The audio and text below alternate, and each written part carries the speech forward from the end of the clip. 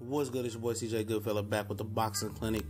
One time for the one time. Shout out to Luis Cuba Arisis. I'm sorry if I butchered his name, but he got the knockout tonight. But let's talk about Rigondeaux and Moises Flores. Chucky Moises Flores. He was throwing. He was aggressive. Moises Flores, but he couldn't do shit with Rigondeaux. Landed a good body punch, but that's the only memorable punch that I remember that he landed. And Rigondeaux knocked him out. It's some controversy because the punch was clearly after the bell, and I thought he was gonna get disqualified for it.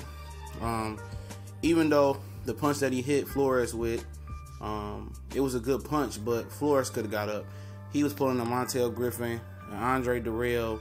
He was pulling some whole shit like that. He really wasn't knocked out because he got up like he was okay. So he was just trying to steal a victory because in the first round, he barely even landed the glove on Rigondeaux. He knew he couldn't win. So basically, in my opinion, he took the easy way out and got fucked in the end.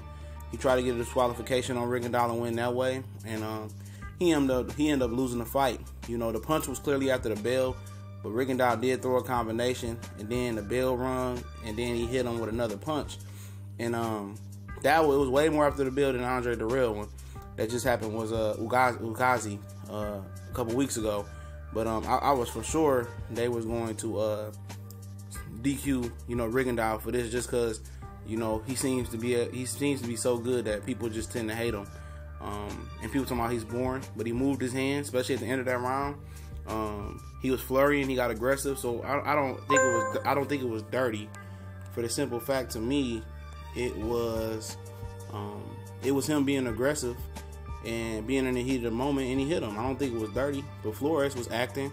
He was acting. That's all I can say. He was acting. He really didn't get knocked out. I'm not saying the blow wasn't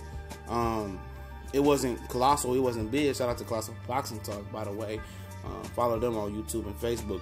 But it wasn't enough to knock him out. He was putting the Montel Griffin, Andre Darrell type shit, faking like he was knocked out, and he really wasn't, because he knew he couldn't compete with Rigondeaux in the first round. Eventually he was gonna get knocked out. He got touched with some good punches, and Rigondeaux started to eat and be in the heat of the moment with a combination, and it was what it was. He knew he wasn't gonna win, so he took the easy way out to DQ. And at the end of the day, you could just tell it was just two different class of fighters. You had an average fighter against a superior fighter, and it told you from the opening bell.